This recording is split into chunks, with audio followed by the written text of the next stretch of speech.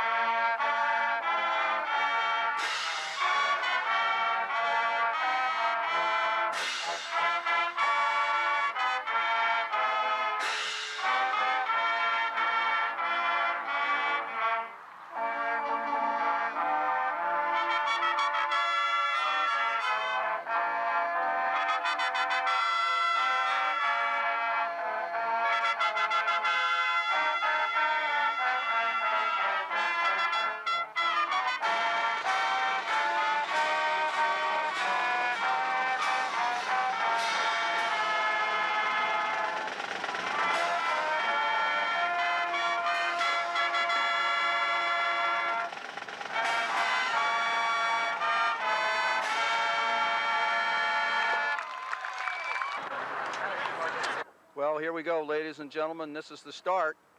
13.1 miles, starting at the Pine Chapel Road overpass near the Coliseum. The route will go through Old Hampton, past Victorian homes along Chesapeake Avenue, and the Hampton Road shoreline. Eventually, we will return to the finish line just inside the Hampton Coliseum. Tim Cole and Beverly Penn, Bob Hintz, and Jerome Young are stationed along the route and will bring you reflections regarding the race later on. We've got a beautiful day, about 45 degrees, slightly overcast. For distance running, you couldn't ask for anything better. We've got about 1,000 runners out there. The first mile will probably go down in somewhere in the neighborhood of 5 minutes, and here they go.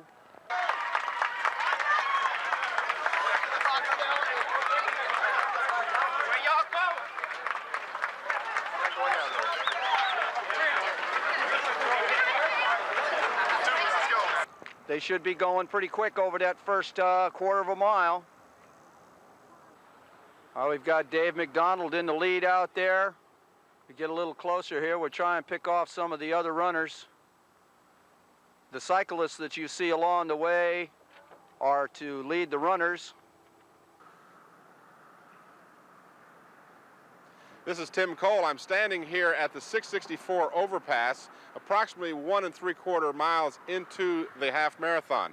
The racers will be coming from my left down Queen Street momentarily. As you can see, we'll show you on the chart approximately on the racetrack where the runners are. And they should be reaching this point in the very next few minutes. So as soon as they show up, as soon as the lead pack gets in our sight, we will start describing those for you. I see Bud Coates in the middle of the first pack there, along with Dave McDonald and Ken Fournette. Right now, they're just kind of getting into a good pace, feeling each other out over the first mile. Nobody wants to go out too fast and burn up. This is a 13.1 mile race. Even for these guys, it's a long ways.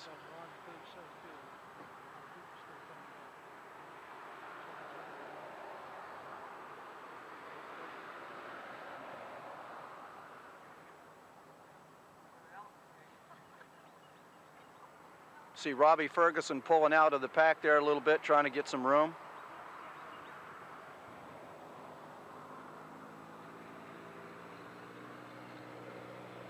Right now, the odds-on favorite is Bud Coates, but he's back in the pack.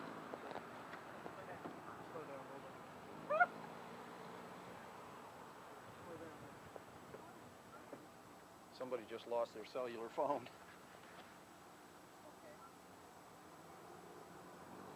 Bud Coates, what brings you to Hampton?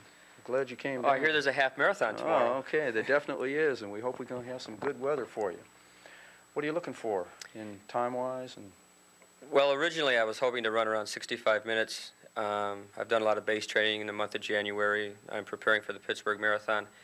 But I got hit with a bit of a cold on Tuesday and Wednesday, so I've really taken the idea of running a specific time and thrown it out the window, and now I hope to just be pretty competitive and be able to hang in with the 2, 3, 4, 5 guys that come toward the Coliseum at the last half mile, and then, well, maybe try to break it up a little bit before that. I don't have much of a kick, and most everybody knows that.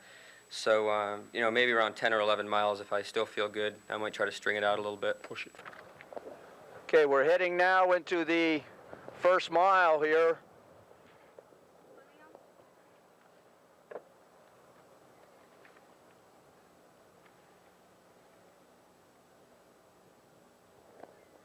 Slow down.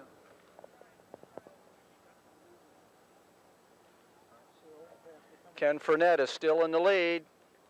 Dave McDonald back there in 5th place.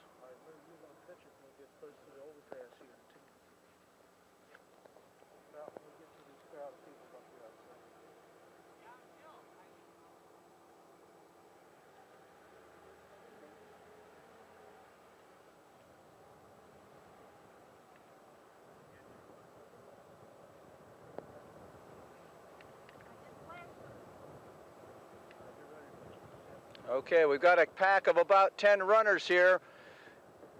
We've got Tim Cole up here at the overpass, and he's going to give us an overhead shot.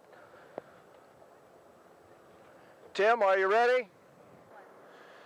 We are watching as the lead runners in the half marathon are now approaching the 664 overpass as the pack, which is still pretty much intact, comes towards us. We'll try and pick up your leaders as they approach. The favorites, of course, Bud Coates is ranked number 1, and it's not easy for us at this point to pick out the numbers, but it would appear Coates is right in the pack along with number 7 and number 10. 7 is John Dobe,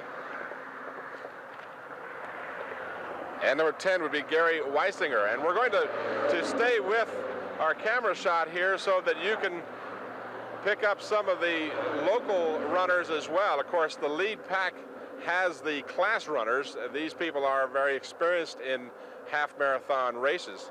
Bud Coates, for instance, the number 1 seed, has a personal best of 4:09 in the mile and a 1 hour and 3 minute and 43 second best in the half marathon. So he certainly is an accomplished runner. This vantage point is approximately 1 3/4 miles into the race. The entire half marathon, of course, as you undoubtedly know, is 13.1. We see some of the better women racers now coming into play.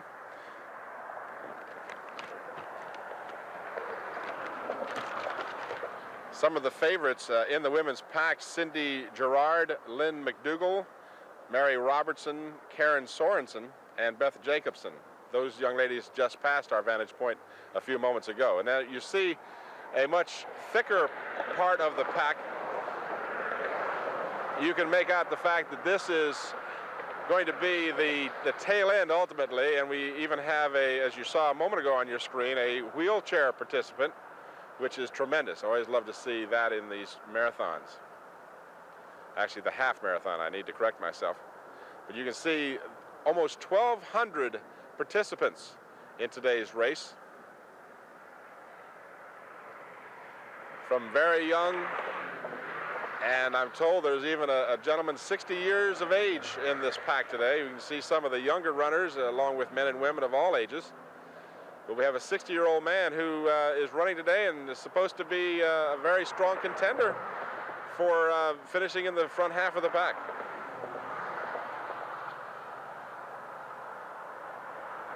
Tremendous turnout for this Pomoco Group half marathon.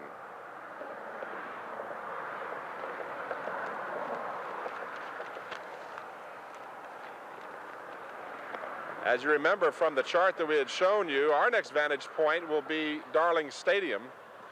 And the pack will go around Darling Stadium and then down LaSalle Avenue and run a considerable length of distance on Chesapeake Avenue. And then they'll loop back around and ultimately finish at the Hampton Coliseum. And we will be there for that. We also want to mention the fact, as you can see, some of our runners are carrying the American flag, of course, in support of our troops in the Gulf. And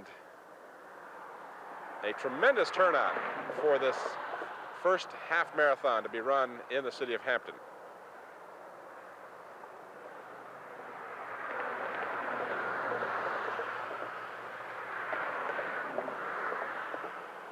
Again, if you've just tuned us in, you're watching the half marathon that was run on the 10th of February, 1991.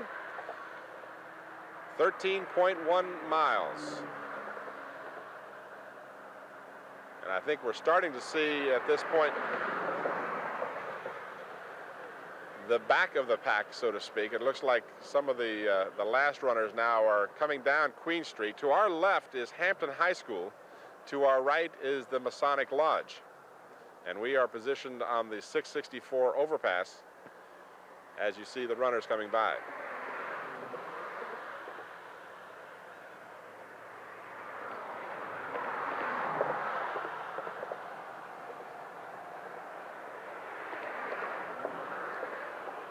I'm sure Lou has mentioned the fact that the temperature this afternoon is in the low 50s.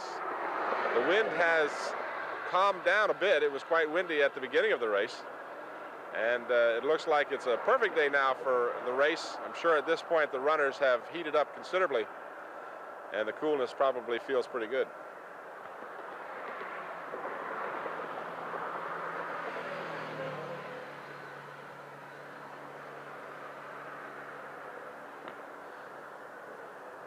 And as you see down the end of the street there is the very last of the runners. And we're going to move on to our next position. I'm surprised to see Dave McDonald is back there in about 7th position.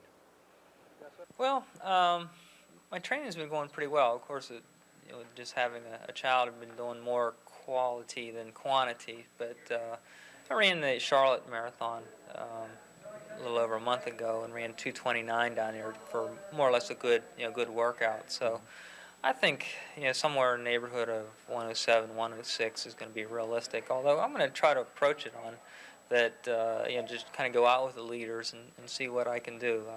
Seems like Hampton, I always run my best races. I don't know what it is over here. The old Coliseum Mall race, clean air. That's what it is, clean air. It must be. But the Coliseum Mall, both times I broke 30, on that race. The old Hampton 10-miler, which part of this course, runs along. Yeah, along Chesapeake Avenue, the same course. I ran 49:01 there, back in the early 80s, and of course I think it's going to pretty much take almost a 49:01 type pace to easily, to win the race, tomorrow. So I think that the course is going to be fast too. It's definitely a fast course. I came over last Saturday and ran a workout on the course, and I really liked it. It was an enjoyable run. What do you have planned later on in the year? Well, kind of seeing, actually tomorrow is going to give me an indication on whether I'm going to try to shoot for another, my 4th qualifying for the Olympic marathon trials. And so I'm debating on, whether it's going to be Shamrock, Boston, Grandma's, or wait till the fall and run either Twin Cities or Chicago or Columbus. So that's kind of my main goal from here, is just to gear up for a marathon. For another qualifying. For at the least Olympic give it a shot. I mean, it's going to take some more distance, running. So now I'm getting up at about 4:30, so it might mean I have to start getting up at 4 to get my So you're training. more or less going to keep doing it till you get it right. Yeah, I think so. Okay. Yeah, I can appreciate that. Well, thank you, Dave. Good luck tomorrow, and glad to see you back, and leave the TV to the old guy. All right, thanks, All Lou. right. Thank Okay, we're coming up to the 2-mile mark here and begin to string out just a little bit. We have a pack now of about 7 people Then we've got about a 20-yard spread, and we've got another pack of 10 or 15 people. Let's see, Robbie Ferguson and Dave McDonald are in that second pack. I'm kind of surprised at that. I mean, this has been a pretty quick pace going out, but I figured they'd be up front.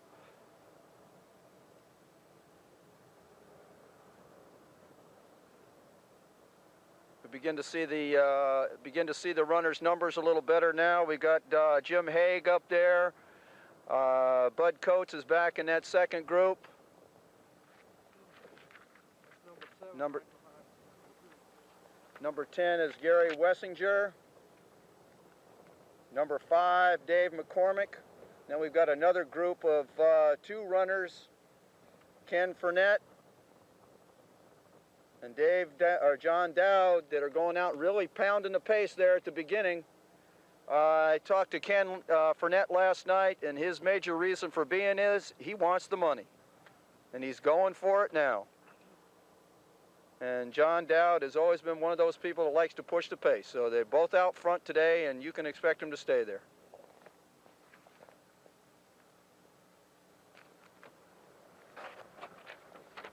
Push it up another 10 yards.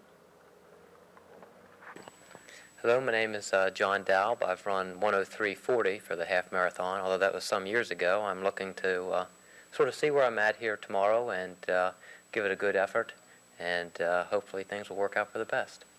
Do you run for a shoe company or anything, John? I'm sponsored by Asics Tiger. Good, let's get that in there, too. Okay. Sell some shoes. Go ahead. I'm Brian Ferrari. I'm running down. Should be some good competition here, and see where we are so that we can set our goals for later on in the spring. Okay, and do you run for somebody? No, I don't run for anyone. No club? No club. Individual? Yep. All right, way to go. My name is Henry Clue, and I'm from Mount Joy, Pennsylvania. And as you can see by my shirt, I run for Etonic. And I'm basically here to find where I'm at also. I think the field is exceptionally good, and it doesn't appear that we're going to have anybody going out running 103, hopefully, John. And I just hope things develop and everybody's going to just figure it out there tomorrow. Okay. Yeah, I think that'll be the way it will shape up. You know, early in the year, guys are a little reluctant to really go out and bang right from the start. So it'll be a feeling out process, a half marathon. You know, there's 13 miles is a long way. A lot can happen. Can I hold you to that? Right. Yeah. What kind of mileage are you putting in on a daily basis now? Well, I have a job and try to work in about 3 morning runs a week, so that puts me in that 80-mile range, doubling up. So. How about yourself? I get close to 90 sometimes, a little over 90 once in a while. Okay. About 60 to 70 right now, and just started biking again. And I did 75 this week in a bike, so hopefully that's going to compensate for the lack of mileage. How do you feel on cross training? I've just started it because I have a severe muscle imbalance, and I have to do something for my quads, and it seems to work. And you know, I think I'm going to like it. I don't really lift weights or have the time to swim because I'm married with 2 children, and I also work. My wife works and goes to school and runs. What kind of a job do you have? Basically a labor job. So it's extremely strenuous, and it doesn't leave me a lot of time for big miles. Okay. What do you do? I'm an electrical engineer for Mack Trucks. And I teach. Great. What do you teach? Industrial arts. Good job. Yeah, I'm a physical school, education right. teacher myself when I'm not doing this. Okay. Okay, thank you, gentlemen. Appreciate your time. Okay, at this point, it looks as if Ken Fournette is starting to make a move there. He's pulled out about 10 yards on John Dowd, and the other 5 runners in the second pack do not seem to be challenging him. It could be at this point that he's making his move early. If he can pull out and the rest of the runners just don't go with him, then it's up to him to maintain that pace. We're going down Settlers Landing Road now. We're just about ready to make the turn. No, we're in the third one now. Okay, cut. Well, we're just about ready to make the turn off the Settlers Landing Road onto Armstead. Ken Fournette is still pushing the pace. He keeps looking back to see why nobody's going with him, but he's still pushing the pace. John Dowd is back there in second place. Then after that, you have a group of 5 more runners. They seem to be holding back, pacing off each other, hoping that Ken Fournette will blow up.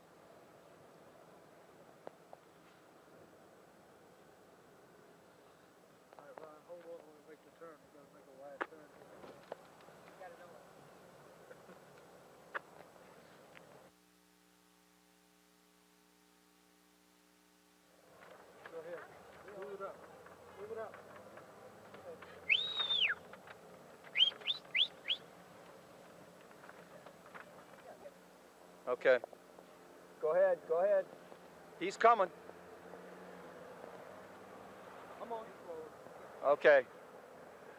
You can see by that stretch of distance there that Ken Fournette has really pulled out a lead now. He went through the first 3 miles in 14:36. He's stroking. That's under 5 minute a mile pace. John Dowd, who generally likes to go out fast, has not been able to hang with him at this point.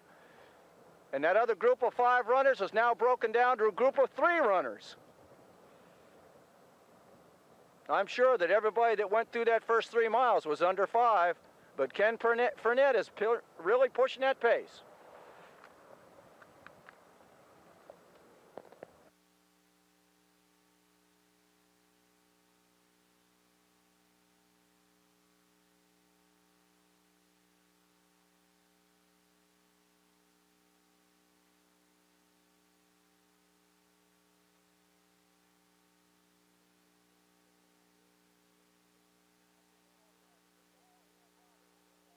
Okay, we're going past City Hall here. Bob Hintz is up on top of the roof. He'll give us a good shot from up there. Go ahead, Bob. Hi, I'm Bob Hintz on top of City Hall on Lincoln Street, and we have a first runner interview coming down the street. I can't catch his number. It looks like one of the early favorites. It's a nice day. It's a little bit overcast, a little bit windy up here on top, but the man that is leading the race is really stretching out. And I didn't catch his number. But yeah, you see the pack is behind him. Looks like he's got about 100 yards lead on the rest of the pack, and there seems to be about 6 or 7 in front. I don't know what kind of pace they're doing, but you can see that this is a nice vantage point that we have up here in downtown Hampton, sitting on top of City Hall. As you can see, Jerome is picking up, Jerome Young is my cameraman up here, and we are perched on a ledge. We could not get on the roof. We are on the 8th floor, and it seems to be like bunches of 2 and 3, and then there's a bunch of 4. So they're starting to spread out a little bit. I'm sure that the leaders have stretched it out and wanted to settle down into about a 5.5 minute mile is what they're trying to do, or less.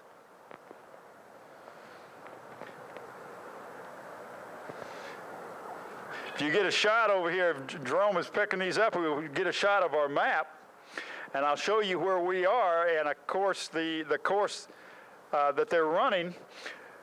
Up here at the start, as you can see on the top of this map, now I'm sitting on a ledge here. They started on Queen Street. I'm sorry, Pine Chapel went down Queen Street to Settlers Landing Road. We're down here at Hampton City Hall, and this is where we're picking the runners up. And we're too far up for me to catch any of the numbers, but this is if you're a runner, this is a kind of a day you like, because it's not real windy down there, and it's cool enough that it's you're not going to get heat exhaustion from running. We got a bunch of them coming in. Looks like about 8 to 10 of them in a pack that are running about the same pace. And what you'll see a lot of times in these packs are they will be running, and then one person will take off and kind of leave the pack. Some of them have gloves on because of the coolness. It's probably in the upper 40s, mid to upper 40s right now. If the sun would break through, we'd really have a real nice day to run. It would warm up considerably, but it doesn't seem to be affecting them. They're in the shorts and seem to be running real good.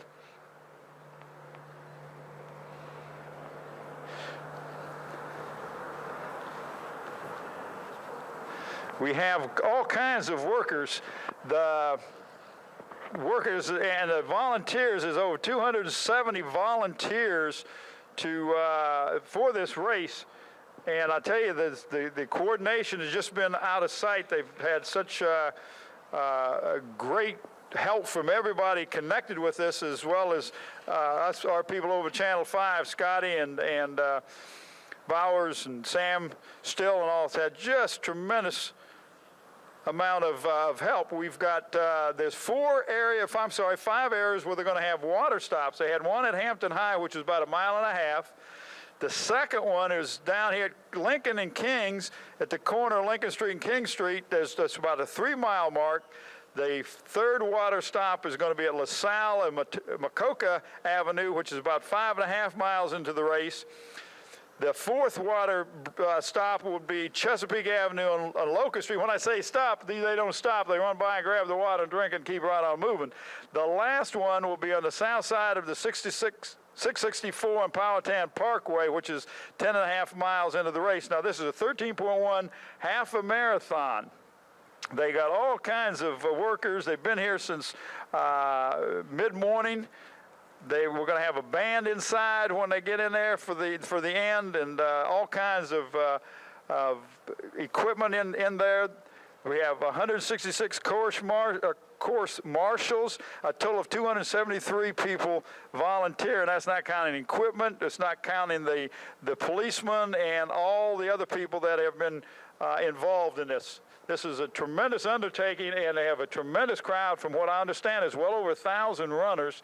As you can still see them coming around, and we're going to try to pick up a lot of these runners from this vantage point, not just the leaders, because everybody gets to see the leaders.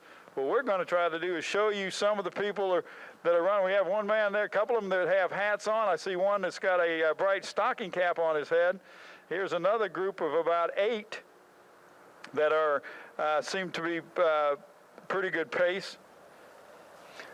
Our friend Joe Lewis was going to run in this, but Slow-Mo Joe has been sick the last few days and decided that he hasn't had a chance to get out and do any running, so he is not running in today's race.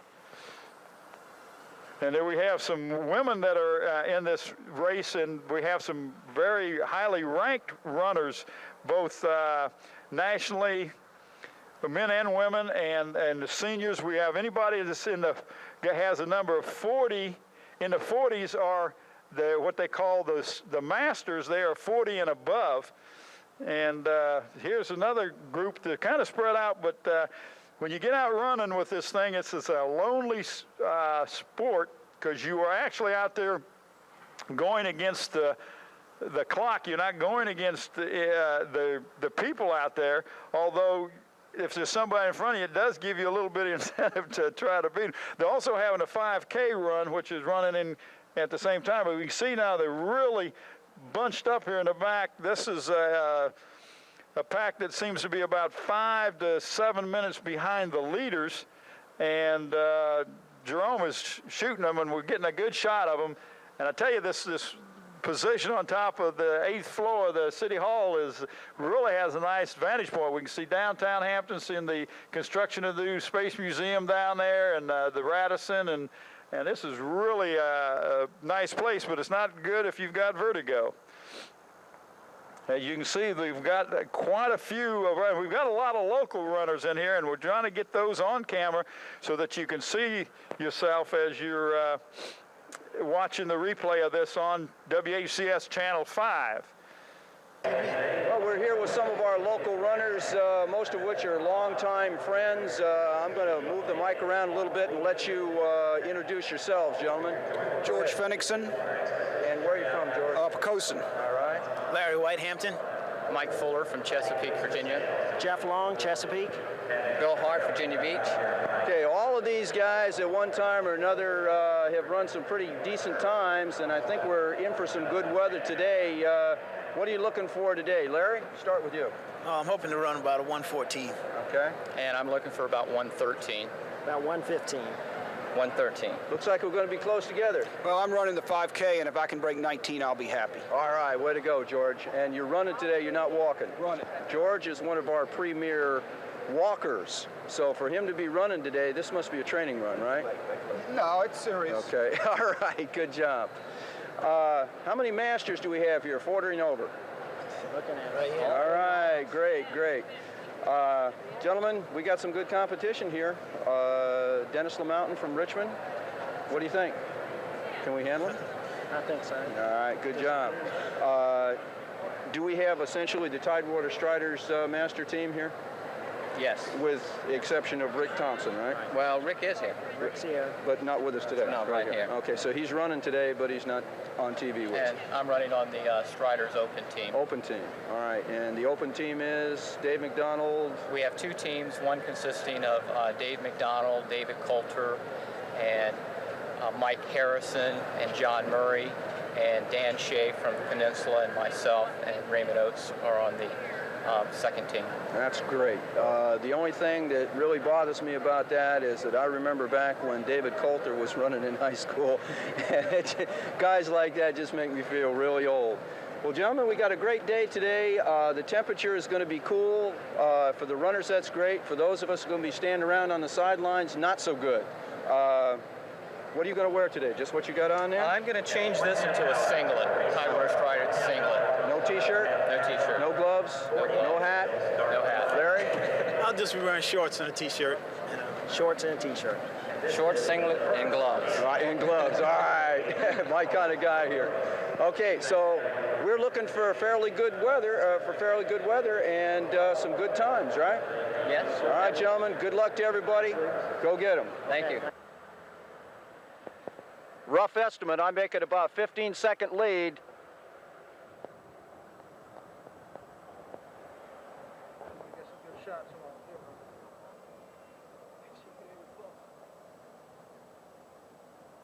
Ken is still hammering.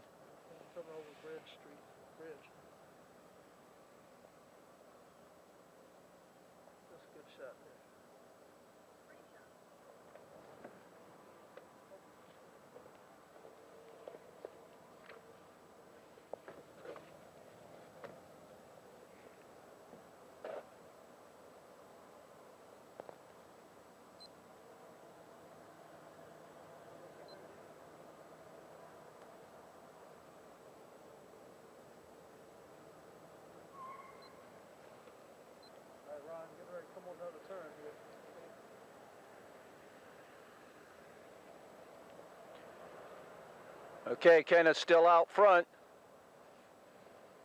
About ready to make a turn on to Victoria Boulevard here. We're trying to get a split to see how far ahead Ken is from his competition. Okay, here he comes around the corner and go.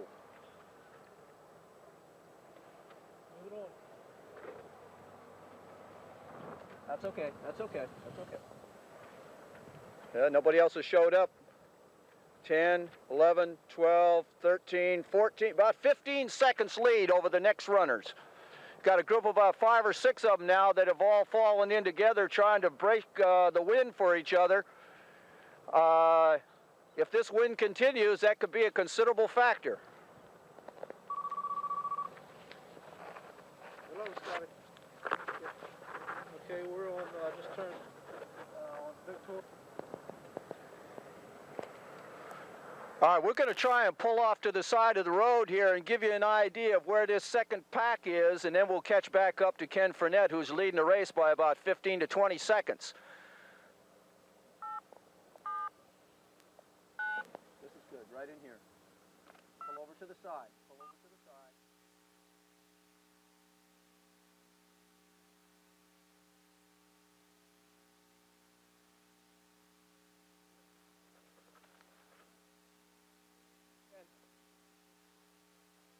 Now we got this second group of runners coming up here.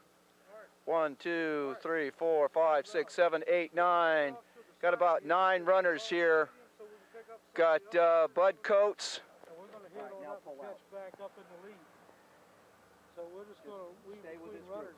Stay with this group right here. Okay, got Bud Coates up front here.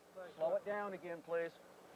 Got Bud Coates up here. Got number 2, Brian Ferrari. Number 5 is Dave McCormick. Got number 7 in there, John Dowd. He was right up there in front for a while, was dropped back there a little bit. Got number 6, Dave Bernardi. Number 13 back there is Walt Adams. Got number 10, Gary Wessinger. Got a whole group of people. And Dave Fournette has got about a 20-second lead over this group, and then we've got another group of 2 people that are back there whose numbers I can't see just yet. These guys are all helping each other. You notice they're in a straight line. They're trying to break the wind for each other. They more or less just take turns doing this, and this is less wind resistance on them. Over the time of a 13-mile run, this could make a considerable difference.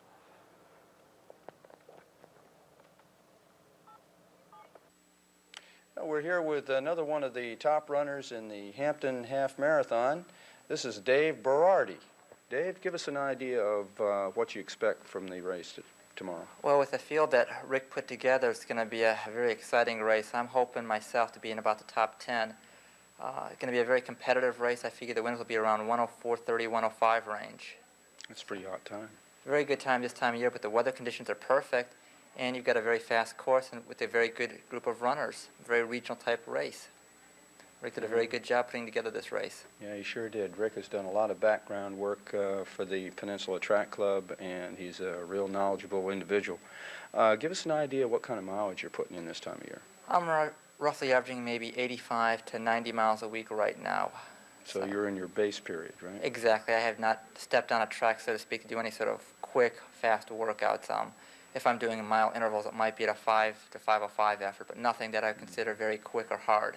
You realize a lot of people watching this are going to think that 5 minutes is the end of the world, right? Well, then you got guys like John Dobb and Brian Ferrari who run a lot quicker than that too. There you go. So you figure the first mile is probably going to go around in about 5 minutes? I figure the lead runners will probably go through in about 4:45 to 4:50. For the first mile? Mm-hmm. That's really something, for considering a half we have marathon. a 13-mile race here That's to contend with. Do you run for shoe company? I run for Brooks Shoes right now. Okay. And What kind of sponsorship do they give you? Just equipment, or are they paying your way to the races, or what? Basically, they give me equipment right now, but they've been very good with that. Whatever I need, they have been very generous with it. That's excellent. So it helps me out a great deal. I'm not a national caliber runner, so it does help out. And Kevin, who's my coach, or so to speak, for Brooks, he does try to get me into some races. That's good. That's great. It shows that there is a grassroots system here for other than college kids, because before when we were talking, you did tell me that you graduated from college. Right, I went to Bowling Green, but I didn't even run at college. Mm-hmm. I basically ran on my own through college. I was working 2 jobs while I went through school. So it's something I've done on my own all the time. And with Brooks, they do have a grassroots program. Basically, they're looking for people that are your local or your regional type runners and not looking for a lot of national names at this point. And this way they can spread around the shoes to a lot of different people. That's an excellent idea. We do have an Olympics coming up some years down the line here. Are you considering that? My goal would be just to make the Olympic trials in the marathon. That's probably the softest standard of any of the events right now. When you say soft, that means? I'm not ever going to come close to making the standard for a 10K. The marathon of 2:20, I've got an outside shot at. I'm about, right now, probably 2:21, 2:22 shape for a marathon if I did one right now. So when you say soft, you're referring to being obtainable? Yes, exactly. And in a marathon, you need to have a lot of people in that so that you've got a good field and everybody is carried through it. Whereas in a 10K, you couldn't afford to have 100 guys on track trying to, get the top 3 positions.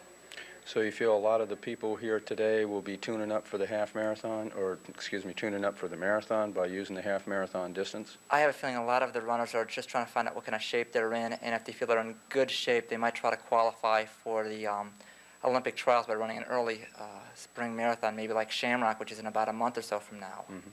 And this is a very good way to do it. Gauge yourself your shaping now, and you know if you need more either base training or if you start needing really concentrating on your speed at this point.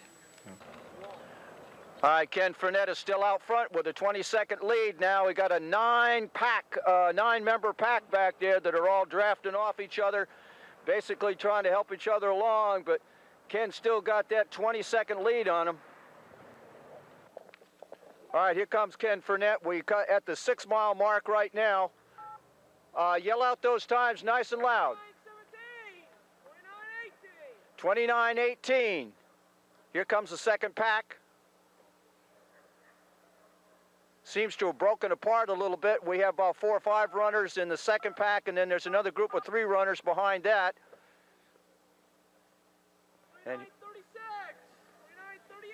29:38. 29:41 for the third pack. Okay, here we are back in the front of the pack again. Ken still has his 20-second lead. Still pounding. Just an interesting sidelight about this young man, he doesn't own a car, so whenever he goes to a meet, he has to hook a ride with somebody else. He keeps up his pace right here, he may be able to buy himself a bus ticket on the way home and have plenty of money left over. Number 2, that's Brian Ferrari, is broken from the pack now and is going after Ken Fournette. Number 13 is Walt Adams. Number 5 is Dave McCormick, and number 1 is Bud Coates. Number 7, John Dowd. Number 6, David Bernardi. Number 10, Gary Wessinger. We have Gary Wessinger with us today. He's one of our top runners for the half marathon. Gary, what brings you to Hampton? Well, I want to run Boston Marathon in April, so I wanted to do a half marathon 2 months ahead of time. Okay, so you're using this more or less as a stepping stone? Right. I hope to run a sub 220 at Boston to make the Olympic trials for 92. That's a worthy goal. Yeah, well, I run 221, so I just got to go a little faster. Right. What has your training been like so far? I just do a lot of off-road runs. I run a lot of trails, and I live a couple miles from the beach in New Jersey, so I run the beach a lot in the winter because whenever the weather's bad and there's snow or something like that, I just go down there. Okay, so you get less snow close to the water. Right. Right.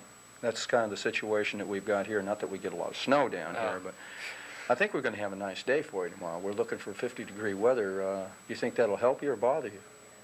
I think it's going to be beautiful tomorrow. Great. That's fine. I hope it works out that way. You mentioned the marathon trials. Where is that going to be held this year?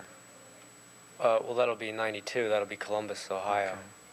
So I just have to qualify this year.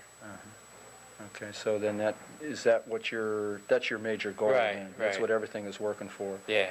What kind of mileage are you putting in a week now? Right at about 80, 85. And Does that interfere with your job? Yeah. Yeah. What do you do for a living? I'm a plumber. You're a plumber. Okay. Yeah, but I work across the street from where I live, so I went back to work there purposely to save time, because I just walk across the street to work instead of having to drive someplace. That sounds real good.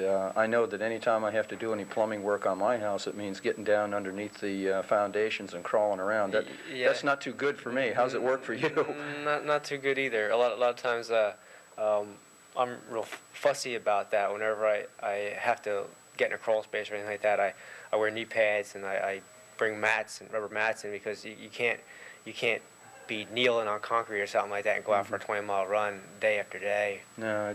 Whenever I work with like asbestos or boilers where there's a lot of soot, I wear a respirator. And I'm a lot fussier about it than most guys, but I have to be. Well, you'll outlive them too, I think. I hope so. Ken Fournette is still leading the race, and Brian Ferrari is now trying to pull away from that second pack and is going after the leader, Ken Fournette. Now we have a group of about 5 runners that are just behind him that are still bunched together. We are now on about a 2-mile stretch going down Chesapeake Avenue. The wind is not blowing too hard, so this will work in Ken Fournette's favor. Brian Ferrari has broken from the pack, as I said before, and is trying to catch him at this point. This would be a good place. He can still see him. Ken's checking his watch. We just passed the 7-mile mark. Give us a split.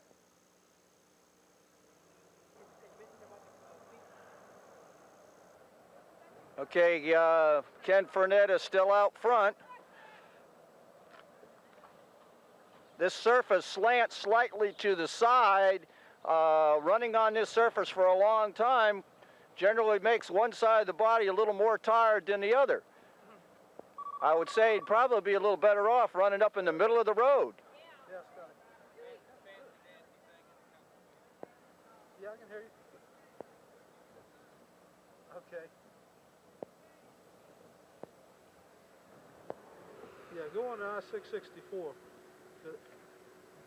Because we've already passed. Okay, we're going to be on Chesapeake Avenue for about another mile or two. A mile from the Pear Avenue turn. And then we turn on to Pear Avenue.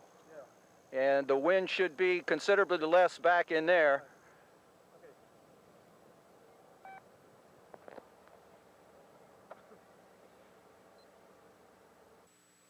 We have Jane Dolly here of the Roadrunners Club of America. That's right. And we're going to ask her a few questions on basically how the Hampton race, being a first-year race, was able to nail down the Eastern Regional for half marathons. Well, Lou, I'd say it has a lot to do with Rick Platt, who's the race director, and the Peninsula Track Club, because they're both pros. I was down here a couple of years ago for the Anheuser-Busch Half Marathon, and that was the Eastern Regional Championship for the half marathon then. And Rick Platt was the race director and the organizer, and I knew his reputation. He did an excellent job. And then he called me several months ago and said, Jane, we're going to have a new race, and could you think about giving us the regional championship again? And I said, well, Rick, based on your reputation and how widely that you advertise it and you get a lot of good runners, I said, you'll be a representative, and sure, you've got my vote. So he did it, and he has over 1,000 runners, I guess, and I just met some of the top runners out there, and I'm really pleased. Well, we've been trying to do some interviews with these runners, and I agree. I think we do have some, I guess you might call them unsung heroes around here, some people that put on some excellent races for this area. I think we can all be proud. Well, thank you very much. Are you running the race tomorrow? I am. I wasn't going to, and then I came down, and Barbara Biassi, the former president of Peninsula Track Club, took me on the tour of the course, and I said, I can't come all the way down here from Maine and not run in it, so I just signed up, got my number. How do you feel about the weather? The weather is beautiful. It's like summertime for me. You're going to be sweating tomorrow. I'm going to be sweating, that's right. Well, they say that the optimum temperature for running a distance race such as this is between 45 and 50 degrees. That's true. So And, this is God right up your alley. That's right. I guess Rick has a connection with the weather, too, so. Yeah, well, we forward have to it. had a very unusual year down here. I do have to admit that. But it was one of the reasons I came to the area, too, was that you can easily run all year round down here. Yes. So the local people should be in pretty good shape, and They should we be. hope to give a good account of ourselves. Ken Fournette is still leading the race, but Brian Ferrari has closed the gap now from 20 seconds to about 8 seconds. So he's still picking it up. I said, you seen any of the women runners yet? I haven't seen one.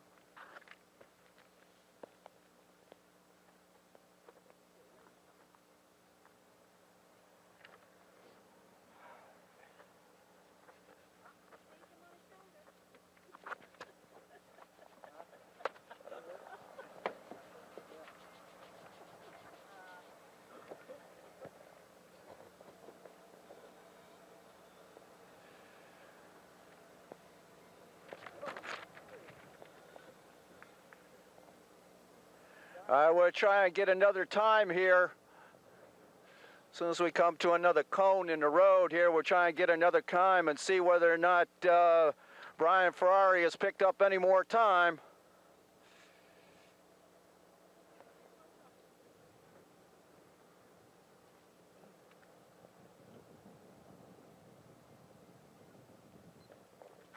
We haven't seen him take any water yet, have we? Is that unusual?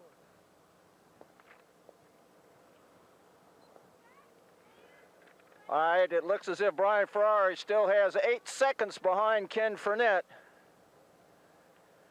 And that second pack back there really has not made any inroads into Fournette's lead or Ferrari's lead. Coming to another water stop here. I haven't seen Ken Fournette take any water yet. And I don't believe Brian, looks like Brian Ferrari is going to take some water. Ken is still concentrating on the race. He's not ready to take any water yet.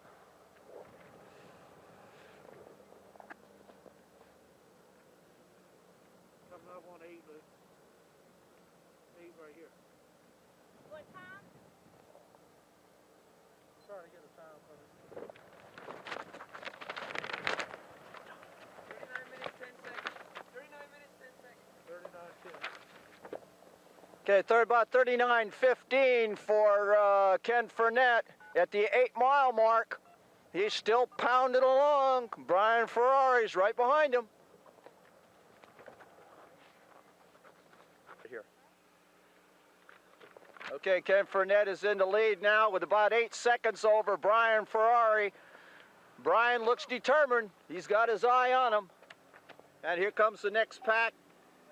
The next pack now is broken down to about 3 runners with Bud Coates, Walt Adams. And let's see if I can see that next number there coming around the corner. Bud Coates, Walt Adams, and number 5, Dave McCormick, are hanging in close behind. Hang on. Wait a minute. Okay, then we've got another pack back here. We've got number 6, Dave Bernardi, number 4, Jim Hugh, number 10, Gary Wessinger, and number 7, John Dowd. Okay, it looks like Brian Ferrari has really made a move here going down Pear Street. He's right up even now with Ken Fournette. They're running stride for stride. When he went around that corner there, he had about a 7 to 8 second lead on him. He's made all of that up now, and they're now side by side going down Pear Street, ready to turn onto Victoria Boulevard again.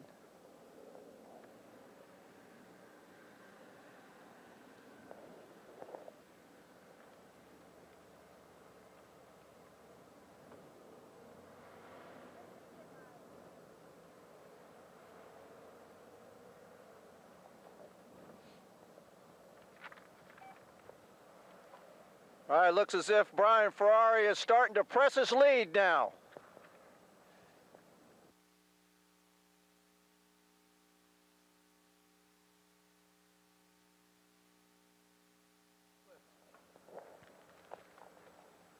All right, we're going to get some splits here. Number 2 coming from... Yell him out!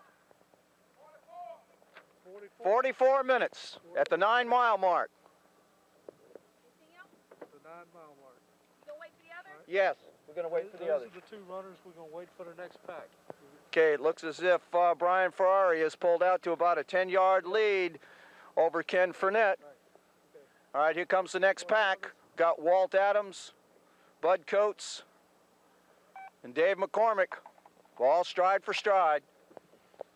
We're here with Rick Platt at the Hampton Coliseum half marathon, and I thought I'd ask you, Rick, why the race came about. You know, it seems like we have a lot of road races in the area. Why did they start a new half marathon in particular? Actually, the founders of the race were Terry O'Neill and Jerry Hunter. Terry O'Neill of the City of Hampton Planning Department and Jerry Hunter of the Hampton Police Division.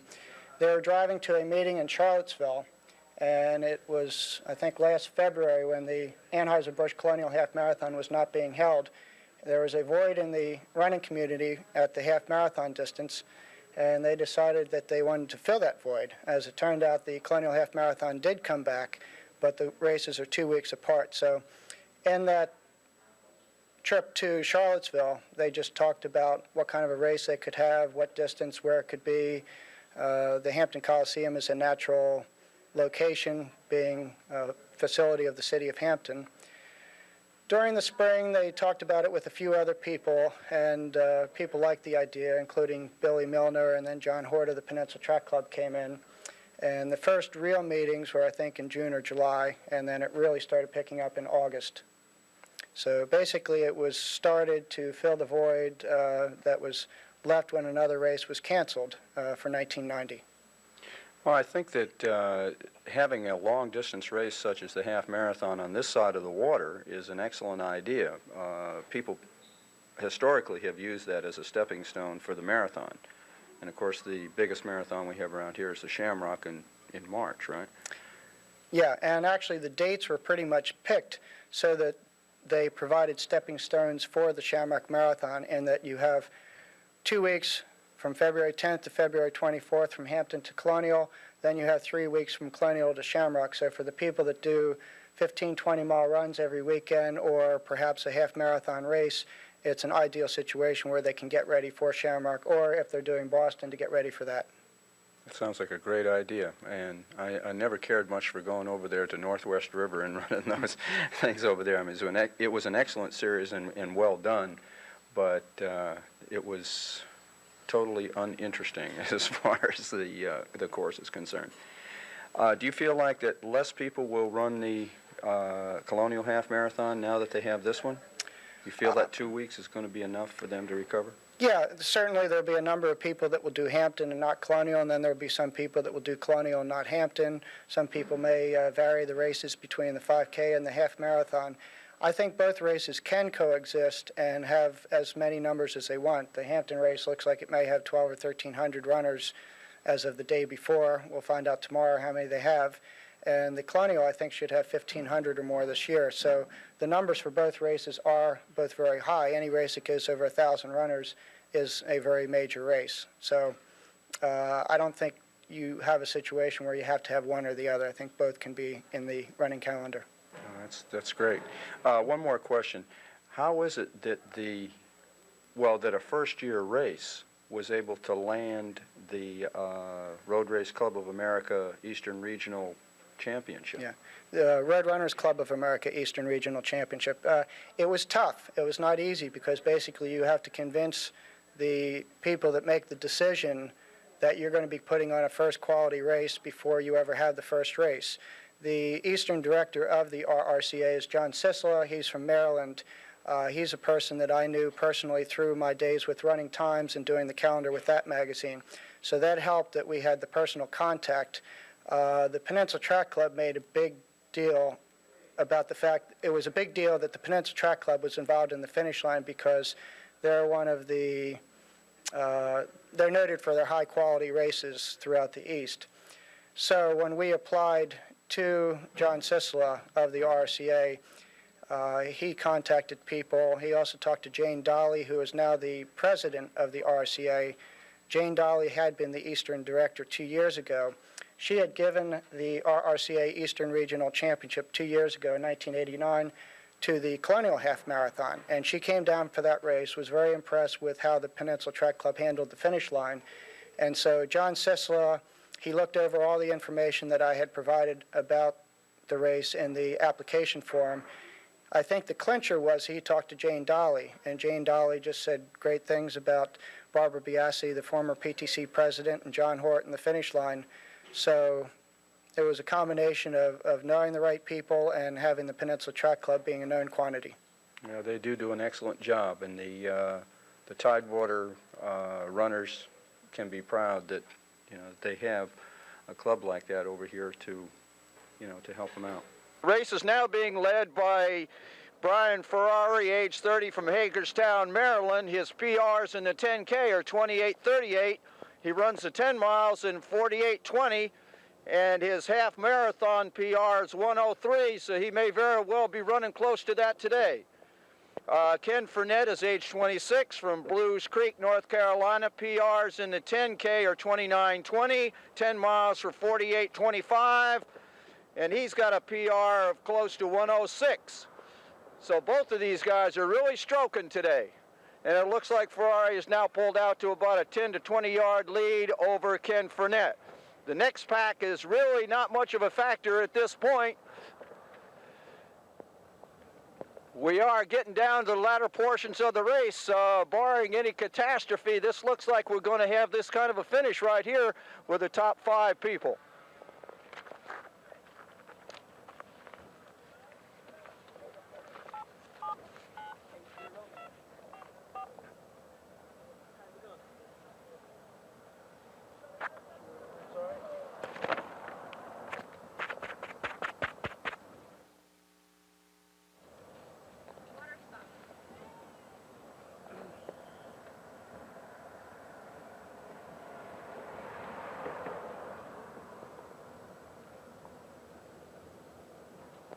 All right, we're coming up to another water stop here.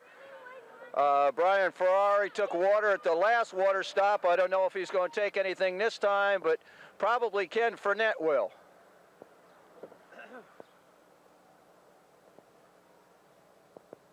No, still no water for Ken.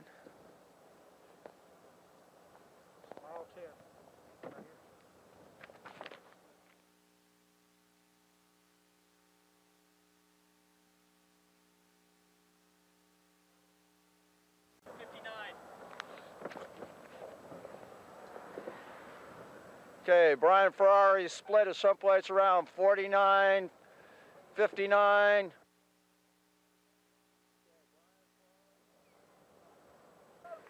Okay, Brian Ferrari's coming around the corner now. Ken Fournette right behind him. We got a second group of runners coming up behind them. We'll try and get a split to see just how far they are behind Ken Fournette, okay? Try and get their numbers as they come into view. I can see Walt Adams there. He wears those sunglasses. Right behind, right in front of him is Dave McCormick. And Bud Coates is in 5th spot. Okay, go ahead. This is Mr. and Mrs. Bob Wright. Bob's going to be running in the half marathon tomorrow, and his wife is going to be working the finish line. Outstanding. So it's kind of a team concept we've got here, right? I guess so. Okay. What are you going to be doing at the finish line? I'll probably be working the finish timing slot, timing the runners as they come across the finish line. So if you don't do your job, they don't get a That's time. right. They're all messed Can you up. imagine how mad they're going to be if they run 13 That's right, miles but if they and don't get a time? Right. Outside. Outstanding. Bob, what are you looking for tomorrow as far as time-wise? If your wife gets your time. If she gets it right, I hope to do around hour 24. Okay. Something like that. How do you think maybe. that'll put you as far as the age group is concerned? Oh, I have no idea. Well, this is the Eastern Regional. Yeah, I don't know. It'd be the top 10 or so, I guess. Wouldn't it be great if you won your age group, right? Oh, yeah, sure. Right, that's terrific. What kind of mileage are you doing this time of year? It's been real warm. I'm doing about 60 miles a week, 60 to 65, yeah. That's great. Good. Is that about what you ordinarily do, Yeah, or is that high because of the warm weather we've been having? No, weather hasn't anything to do with it. I usually run 2 marathons a year, and one in the spring and one in the fall. And now I'm gearing up for a marathon. Okay. So I start Which around one will that be? It'll probably be Shamrock. Okay. And a lot of the people that are coming to this are gearing up for Shamrock, using this as a tune-up, and also the Colonial, which is 2 weeks from now, I think, right? Right. Okay. Mm-hmm. Are you going to be working that one? Oh, yes. I'll be at the finish line for that one also. So you do all the finish lines for PTC? Quite a few of them. And our son will also be working the finish line tomorrow as well as the one in Williamsburg. Okay, so he's not running? No, he doesn't run. He doesn't run? I wish we could get him to run. Yeah. You hear that, son? Let me see. One other question I wanted to ask you, too. Now, you teach shop at Sims? Middle school. Right. I believe you had my son back there. Yeah, I did. One time or other. A couple of years ago. We won't mention what he got for the grade there. So. He did okay.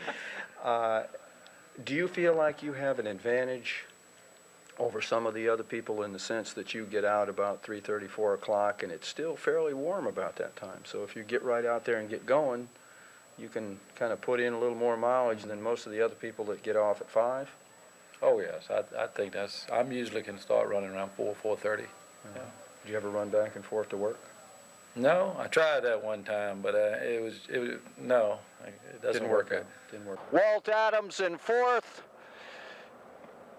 Dave McCormick in 3rd.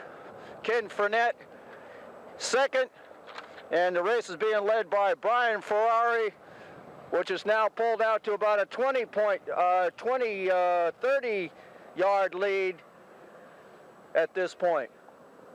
Okay, Brian Ferrari is approaching the one and only hill that we have in the Hampton Half Marathon. Have to check on that. With the lead he's got right now, it doesn't look as if that's going to be a problem for him. We're just about ready to cross Pembroke Avenue here, and Brian has now pulled out to about a good 50, 60-yard lead now. Okay, it looks now as if Brian Ferrari is trying to put on a little bit of speed here, trying to pick up an opening. Okay, over to you, Bob. This is Bob Hens back here at on the race. We're at Powhatan Parkway. As you can see, we've got the police and the lead vehicle from Pomoco Group leading it, and our truck is also leading. From what I understand, number 2, Brian Ferrari is in the lead, And about 5 to 10 seconds behind Brian, we have John Dodd, number 7, as we see we're coming, and you see the white truck in our foreground. That is our group that has been leading the runners. And you can see number 2, it's Brian Ferrari, and there's our crew going by, and they look good. And they're going up a little bit of hill here, and they're looking good and strong. We're about 10 miles into the race. Number 2 position is number 6. I can't quite make his number. Number 7. That's John Dobb. Let me tell you a little about each one of these runners. Brian Ferrari he's 30 years of age. He's out of Hagerstown, Maryland. John Dobb is 33 from Waynesboro, Pennsylvania. And here we have number 5 and number 13. Number 5 is John McCormick, and number 13 is Walt Adams. And they're running virtually neck to neck. And they look like they're about 5 seconds behind the John Dobb, who I see is looking over his shoulder right now.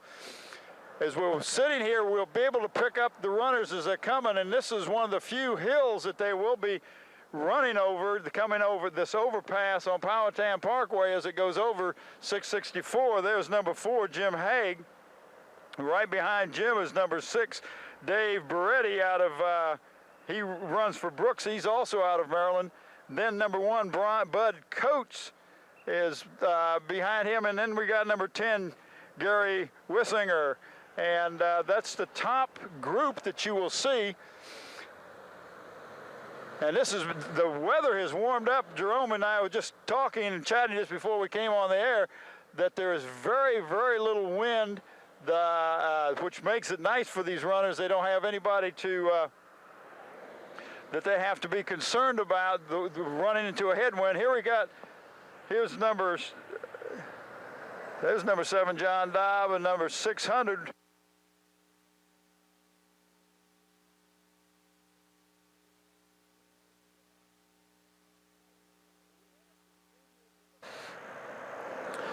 But we have some seniors who have number 40s will be our seniors group. But anyway, the weather has really turned nice. There's no wind.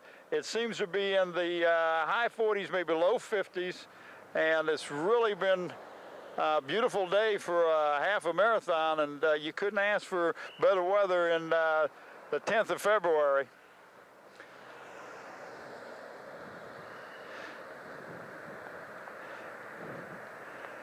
And we can see some more runners coming up. Number 8, I do have, that's Henry Klug. He runs for Etonic. See, we're about 10.5 miles into the race right now, so they've got about 3 miles to go. A little over 3 miles to go. There's number 14, David Coulter. So the policemen are just doing a fantastic job of routing the traffic, keeping the traffic away from the runners.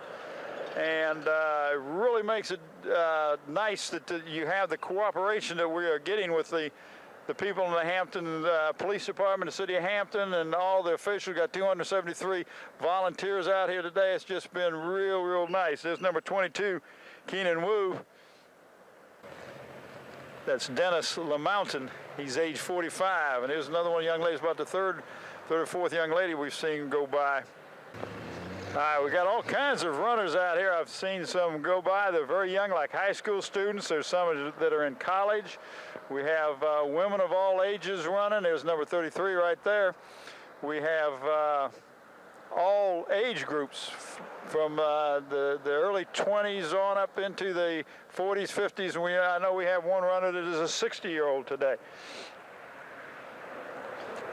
We're here with some of our local runners here. I'm going to let them introduce themselves and tell you a little something about why they run and what they expect to do tomorrow. And well, we just let you go ahead and tell us whatever you can. I'm Robert White from Hampton, and I've been running about 6 years. Started when I was about 60. So I've run the Marine Corps Marathon 3 times, Shamrock about 4 times. What's your PR? My PR for the Shamrock is 3:07. My PR for the Marine Corps is 313. Well, now 307, that must rank you nationally for your age group, doesn't it? I'm not sure. I never heard, but that was my time in the Shamrock. Well, that's an excellent time. Your age group is what? I was 60 and over at that time. That's as high as I go in the And how old are you now? Shamrock. I'm 67. Okay. Well, that's great. I mean, 3 hours for 26 miles, 385 yards is very respectable. Yeah. I'd love to be able to do something like that, and I'm younger than Just Rob what was is. going through my mind. My name is Herb Bell. I'm from Williamsburg. I'm retired Air Force, and I've been running just about the same length of time Rob has, I guess. I started back in about 1983. I'm 62. I'll be 63 in July. But I've been chasing this gentleman for the last couple of years, trying to catch him, and I haven't been able to do it yet. So we have a little rivalry going here. Well, not really. It's admiration, really, more from my standpoint, I think, than anything else. But he's a real competitor. There's no question about that, and a fantastic runner. I've had two marathons that I've run, and one that I'm most pleased with, I ran in '87, and if I'd been 5.5 months older or 7 minutes faster, I would have qualified to run the Boston Marathon, which has been my goal in running since the day I started. And I hurt myself. Qualification is 3 hours and 40 minutes. And I went back to the Marine Corps Marathon this past November and qualified for Boston. I ran a 3:35, and it took me about 2 minutes to get to the starting line. So maybe a 3:33, but the official time was 3:35:13, I believe. But this got me to Boston. The official time starts when the leaders start. That's right. When the gun goes off, that's when the clock starts. And it takes you a while back in the pack where I usually am and where I usually stay. But I think in this last one, there were 13,000 thereabouts that started the race. There were over 10,000 that finished, and I was around 2,000 in the total. So for an old guy, that's not really all bad. And some of this, as I say, has been the association I've had both with the running club, the Colonial Road Runners in Williamsburg, Virginia, where we have a very active group, about 30 or 40 that are very active, that participate in many of these runs. And then it's been my pleasure for about the last year and a half to have joined the Peninsula Track Club here in Hampton. And they've got some fine people, too. And it's been a lot of fun for me to run with them. That's great. That's terrific. What are you basically looking for tomorrow? Oh, I'd be tickled to death to run anywhere around 140. My PR was in Richmond back in October, and I ran a 137. And this course is reasonably flat. There are a few overpasses, I think, but they're not that severe. Yeah, the biggest hill in Hampton is the I-64 overpass. That's right. That's right. I think we can say this is going to be a flat course. The Richmond Marathon in October, this last year, compared to the one I ran in '87, you not have to go up the hill that we did in '87. This last time it was reasonably flat. So, and that was, I just got myself next to a younger feller and asked him if I could hang on his warm side, and he said, sure. It's called drafting, right? Well, I was a little, not really drafting, but close to it. There you go. And I asked him after maybe a half a mile what his goal was, and he said 138, and I said, well, do you mind if I just stay here as long as I can? Well, lo and behold, we beat the 138, and I stayed with him the whole time, so I was real pleased. Well, that's an excellent way to do it. It really does help to have somebody you're running with. You almost always do better. Yeah, if you find somebody that's got your pace, and you find out before the race starts, it's a good idea to hold with them. Yeah, I tell you, this is something else, watching this run and watching the different styles of them. Some of the runners are really leaning, some of them are looks very effortlessly, others are really laboring as they're coming up this small hill we have here. This is one of the biggest groups that we've had together, and as you can see, they're packed pretty tight, but it gives a little bit of camaraderie as they're running, and it gives somebody to push and push you a little bit more and give you a little bit more incentive to pick up the pace and change your pace a little bit.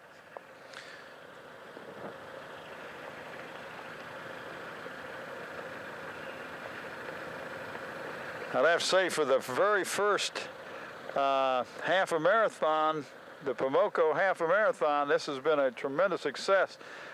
In excess of 1,000 runners in all age groups and from all over the country, and some runners who have run into the trials for the Olympics and have tremendous times on the half a marathon, on a 10K and a 5K circuit, and the marathon circuit themselves. Tremendous amount of runners out here today.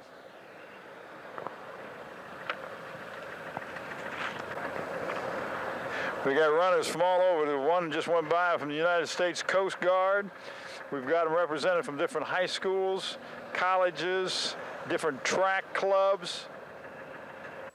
We have with us today Adam Small, a good friend of mine from many, many years back, a student at Virginia Tech that's going to come down and run our half marathon with us. Adam, give us an idea what brought you to this part of the state this time of year. Well, it's just a couple of the guys and I, and we talked to our coach. We decided that we wanted to run this race, do it more for the training aspect, and just give you a general idea you know, of what your to conditioning is like. see what kind of shape we're in. Okay, good. You're not running indoor track? We are, but we're training through it more or less to for the outdoor season. When you run indoor, what do you run? What distances?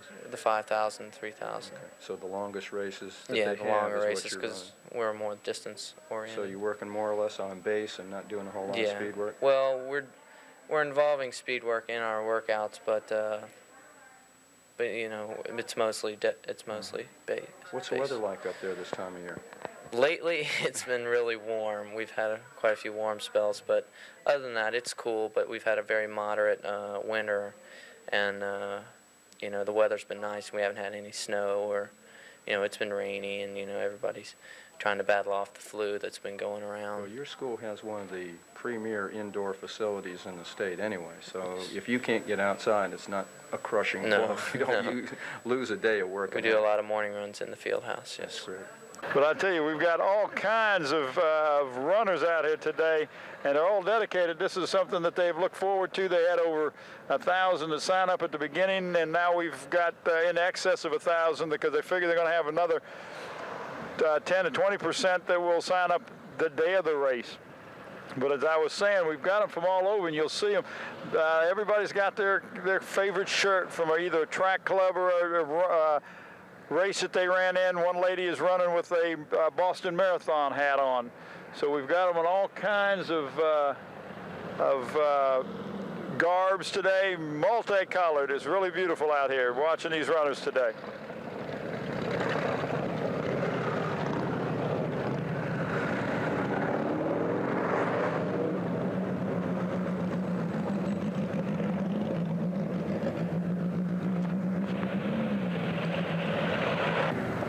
Just had a local motorcycle club go by us of about 30 strong.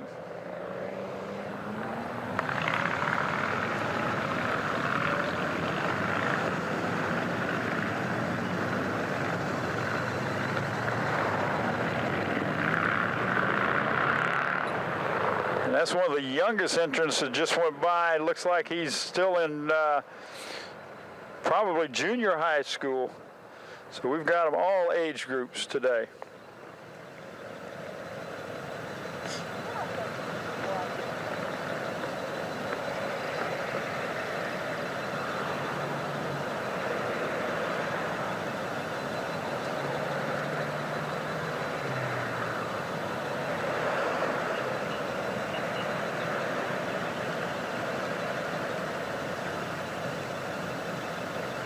Okay, Brian Ferrari is now on the downhill side of the I-64 overpass, the one and only hill in the Hampton Half Marathon, and he is opening it up.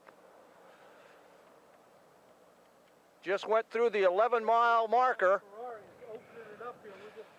He now has only 2 miles to go.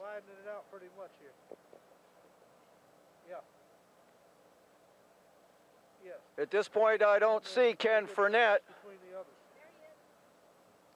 There he just came around the corner. They're all pretty running in that same pack we were looking at before. Hold on a second. Do you have any numbers for 3, 4, and 5? Oh, yeah. Okay. Will you change yet? Okay, we can see the top 5 runners now. Brian Ferrari, of course, is leading. Ken Fournette in second place. Then we've got Walt Adams, and we've got Dave McCormick back there. Bud Coates, I think, just is coming down the hill now.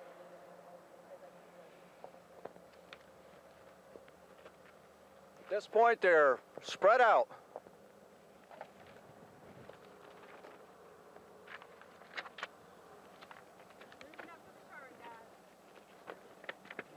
We're about ready to go by the King Street and Briarfield Road intersection. Should put us within a mile or so of the finish.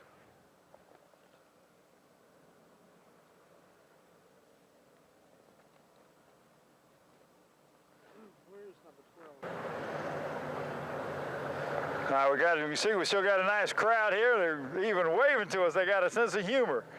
After running all this far, 10.5 miles so far that they put into this 13.1 mile half a marathon. As you can see, they're starting to come up a hill. Some of them are slowing down a wee bit because this is one of the places you're not running on a flat, level surface. You're running an upgrade, and you have to lean and put a little more into it. And we got a nice looking group. Some of them got the shirts on today. Look good with those shirts, Promoco Group shirts on. Supplied by Turner Sports Place.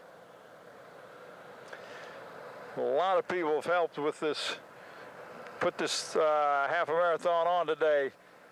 And here comes the young man with the flag, Jerome. If you can catch him coming down, he's run the whole distance so far. We're talking 10.5 miles carrying a flag, and he's not in last place. And you hear some of them are carrying on conversations as they go by. Others are just concentrated on getting one foot in front of the other.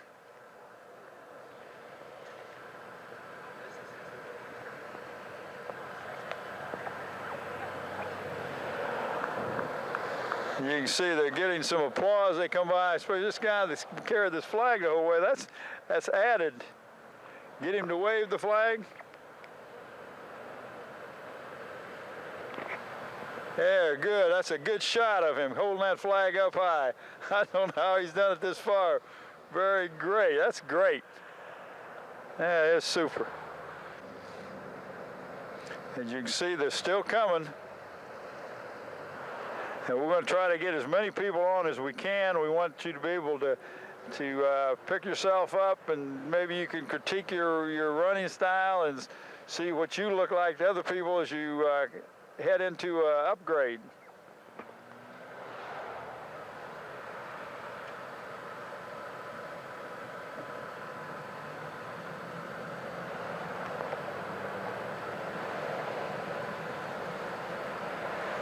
I tell you, when they run and they go by you and they put thumbs up and they got a smile on their face, you know they're enjoying themselves out here today.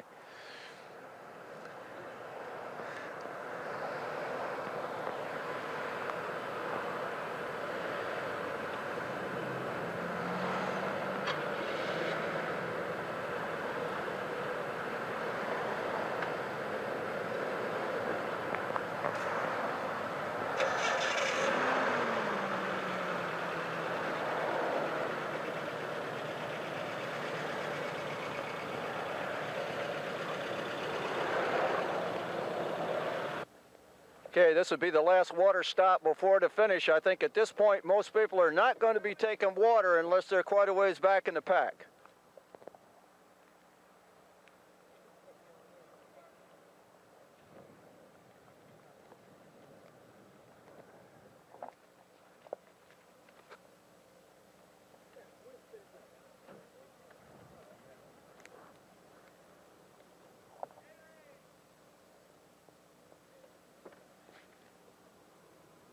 Give them yell some times to us at number 12.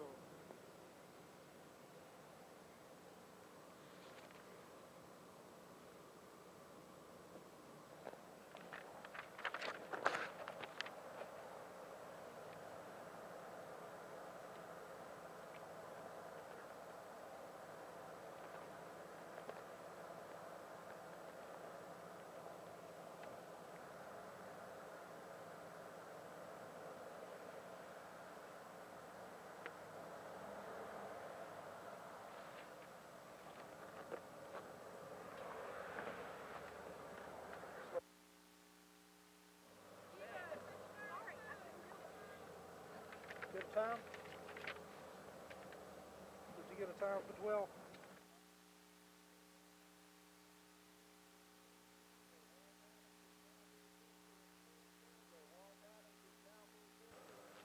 Okay, Walt Adams has now moved into a clear third spot. And Dave McCormick in fourth.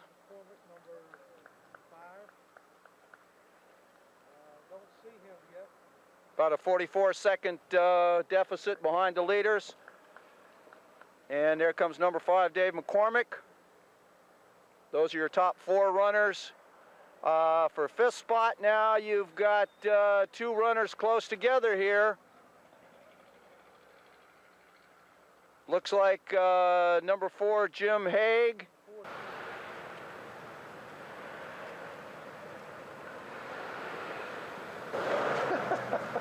I'll try.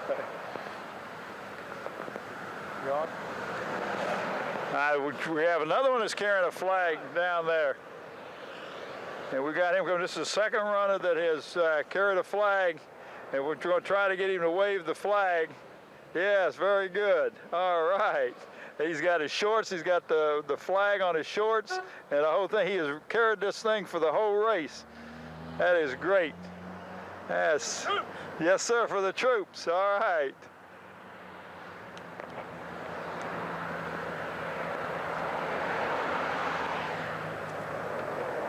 You can see he's got the flag on his shorts. He is carrying this for the troops who are over in the Mideast.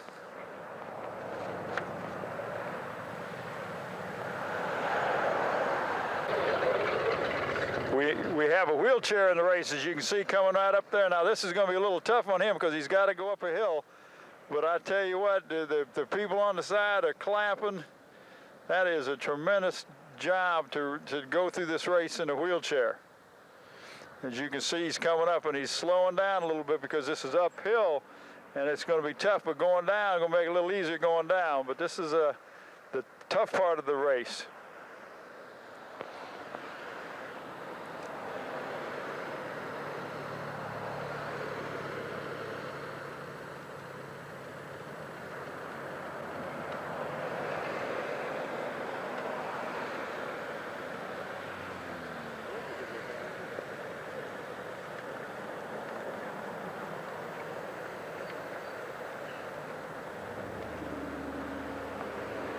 As you can see, it's really a struggle to get going on top of that hill, and that takes a tremendous amount of strength, because all he is moving his whole body by using only his arms. And he is going to sleep well tonight, as all of these runners will. We have another one of our local runners here that we think you'd like to see. Would you care to introduce yourself, sir? Yes, I'm John Quinn, and I'm a physics teacher, calculus teacher at Kickatat High School. Okay, and run locally. what brings you to run the half marathon? What are your goals? Well, this is the first time I've run this distance. I've run 10 miles, but I've never run the full 13.1. So it's just a challenge that I'm trying to meet for Personal myself. challenge? Personal challenge, yes. Okay. Certainly not expecting to do very well as far as placement goes. Most of the people that we're going to see out there today are in that same category, I believe. We just talked to another young man here who wants to cut his time down, basically, and we've also talked to some people that are kind of tuning up for the marathon later on over at the Shamrock. Right, yeah. Do you have any aspirations in that area? I'm going to try to get ready for the Marine Corps. I don't think I'm going to be ready for the Shamrock Marathon. Okay, the Marine Corps is the one in the Washington. fall. In the fall in Washington, yes. So that's when I'm going to, after this one goes, I'll take this one. What will your age group, if you don't mind my asking, be at that time? 60 and over. 60 and over. Yes. All right, excellent, excellent. So it's still in that age group. It's a small group, but it's very competitive. Very competitive. By the time you get to be 60 years old, you're hardened, right? Yeah, they're all good runners. That's right. They Otherwise, they wouldn't stick around. That's correct. Yeah, yes. I've noticed that in the Masters category, yes, too. Yes, the Masters category is the same. What kind of mileage are you putting in for this? Okay, I'm doing about 32 miles a week, with my longest run being 10 miles. So I was just about 6 days going from 2 miles to 10 miles. My long day being 10 miles.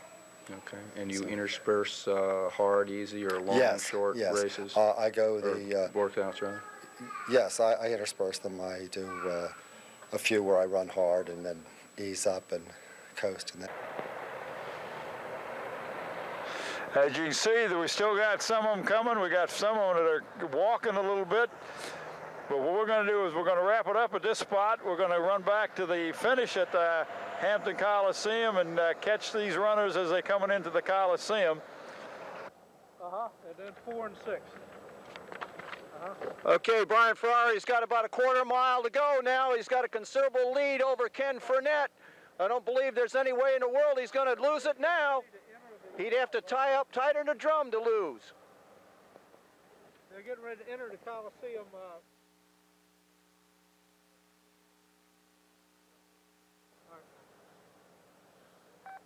He goes through the parking lot and into the back door of the Coliseum, and that's the finish.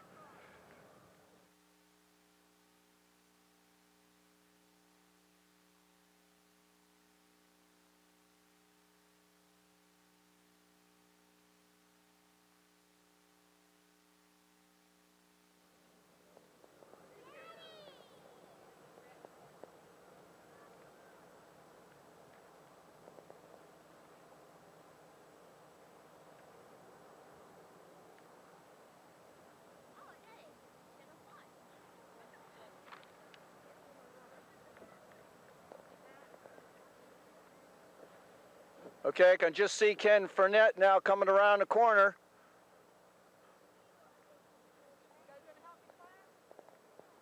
Looks like he's about 30, 40 seconds back.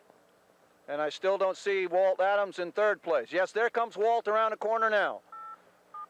So this is going to be your finish. You got Brian Ferrari first, Ken Fournette second, Walt Adams is third.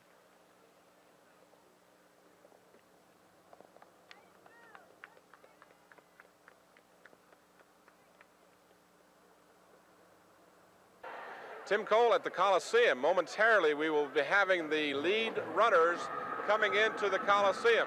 As they enter to the area to my right, you will be able to see them as they come to the finish line. The runners have entered the Coliseum area, and we understand they are on a record pace. Brian Ferrari, who has taken the lead since approximately the 8 or 9 mile mark. Brian Ferrari and John Daub. As you probably know by now, Ferrari out of Hagerstown, Maryland. His best time is 1:03:48. Brian Ferrari, who will clearly win this race. And his time is 1:04:33.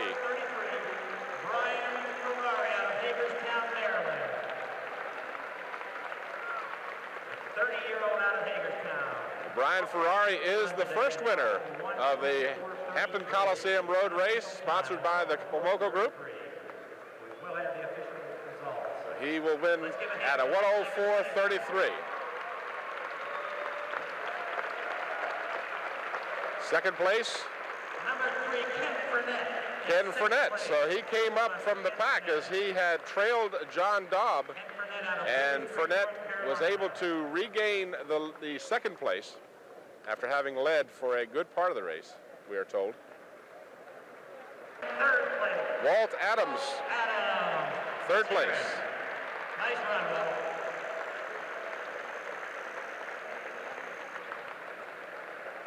David McCormick is going to take fourth. Times out there for these runners today.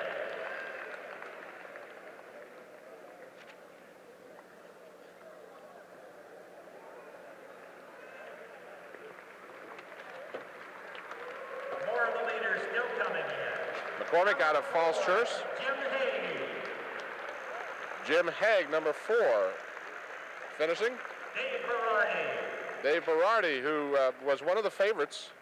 He was ranked 6th from Catonsville, Maryland. Jim Haig out of Lanham, Maryland. So a good group of runners from Maryland today. Again, the winner was Brian Ferrari. comes Gary Wersinger. Gary Wersinger. Gary out of West Palm Branch, New Jersey.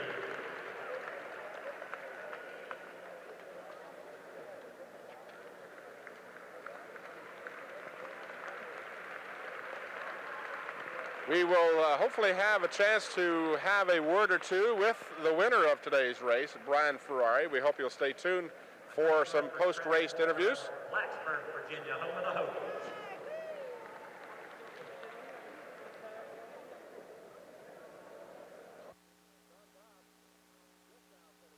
John Dobb just now finishing as he...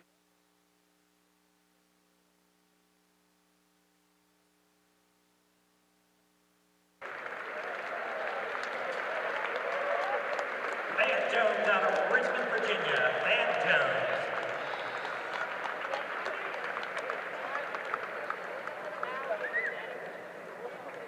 You may remember earlier that Cindy Girardi had been leading the women, but Lynn McDougall out of Richmond, Virginia has taken over first place in the women's division. Benjamin Hester, Blacksburg, Virginia. Michael Harrison, local favorite, Michael Harrison.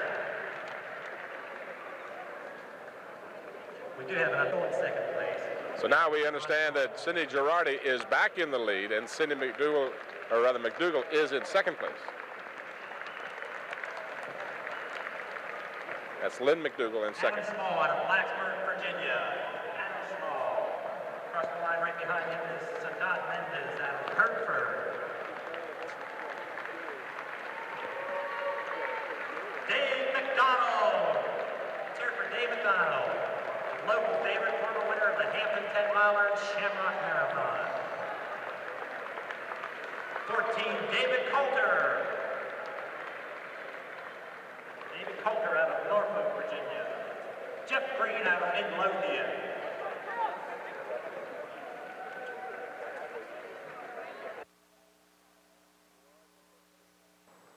Cindy Girard was our first finisher there for the women.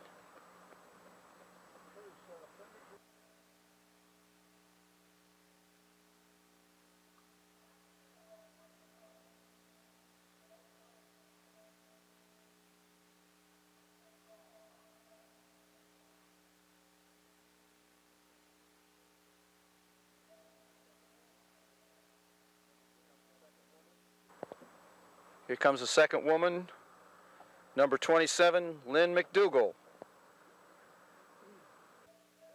like number 30, Beth Jacobson, third place woman overall.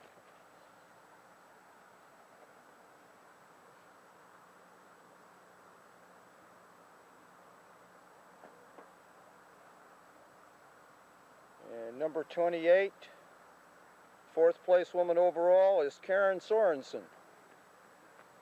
Okay, this is the finish of the Hampton Half Marathon. I'm here with Ken Fournette that took the pace out at a terrific rate, Ken. Great job. Thank you. Appreciate it.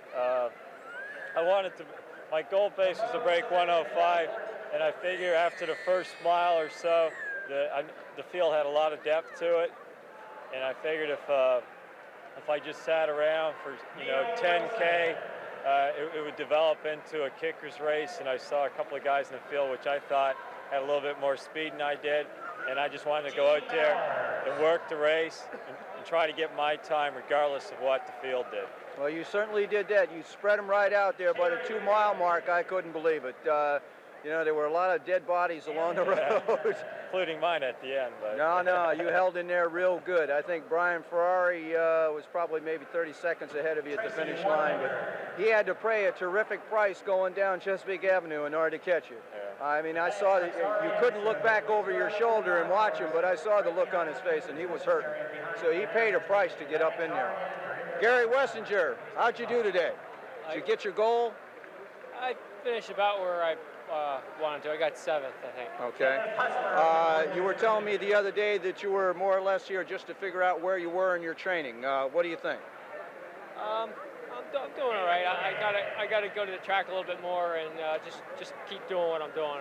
I'll do all right in a couple months. Keep doing what you're doing consistently. Yeah. All right. Well, hopefully you won't have to get down on your knees for any plumbing jobs right away, and you get time to loosen up, right? Okay. Really enjoyed having you up here. Thank you so much for coming. Hopefully you'll come back next year, right? I know you're going to be back next year. If we offer money, you'll be here, right? Ken and I were talking last night, and he said one of the major reasons he came down here was for the money. He doesn't have a car, so he gets a ride wherever he goes. You earn enough money. Hey, maybe we can talk him into giving you a car next year if you win, right? That'd be super. Okay. Okay, we're here with Cindy Gerard, the ladies' winner. Well in front today, Cindy. Not even challenged. How do you feel now? Pretty good. It was a nice race. It was a little windy out there. More so, we were kind of spread out, so I was really like, in the wind by myself. Yeah, I noticed that when you finished, you were way in front of anybody else, so you didn't really have anybody to draft off. Well, actually, what happened though is that I was running with a lot of the guys that finished ahead of me, but the last 3 miles I slowed significantly, and they all passed me again.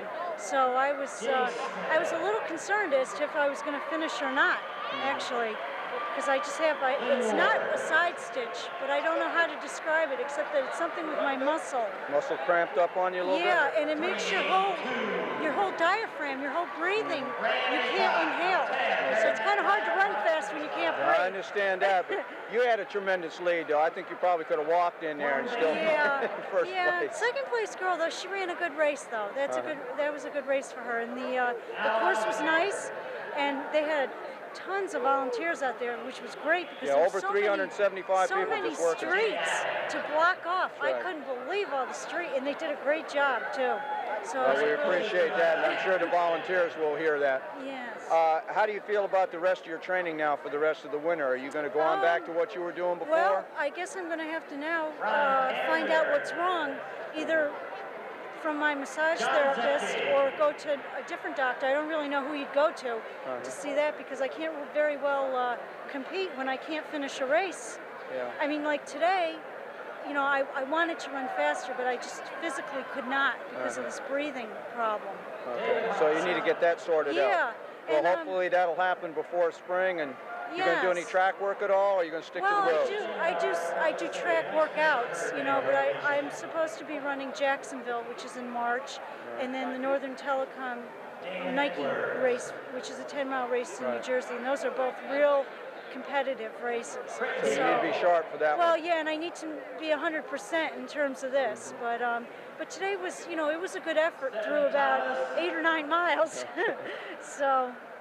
Well, we really appreciate you being here, and please come back and see us next year. And we'll try and turn off the wind a little for you. But it could I think be you got worse, the best we can offer as far as the weather. And the weather actually was kind of nice that the sun wasn't fully out because it might have gotten a little warm, especially for the people, finishing I know now. Most people, it's hard for them to believe that this kind of weather is perfect for y'all. Right, I know, because it's too cold to stand outside. And well, thanks again, and take care of that hip problem. Thank you. Okay.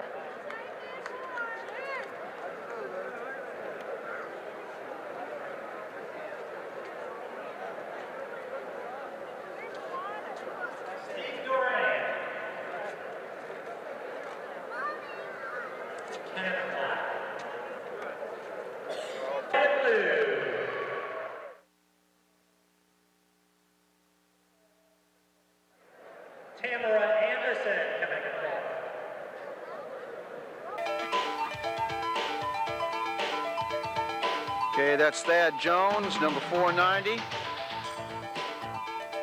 I believe Thad is a police officer in Richmond. Has run some of our crime line races down here. Here comes Bud Coates.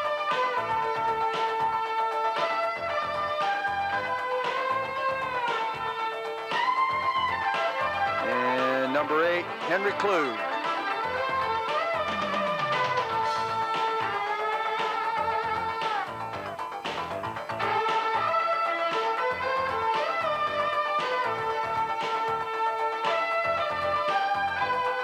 Another Virginia Tech runner, 6:01.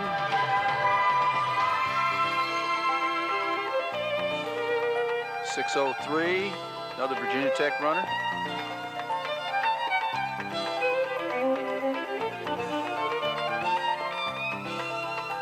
Number 20 is Michael Harrison. All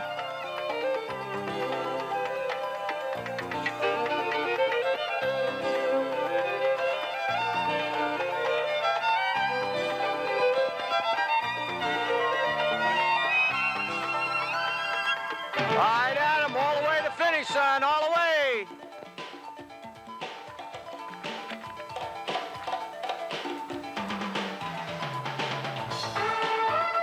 And this Dave McDonald.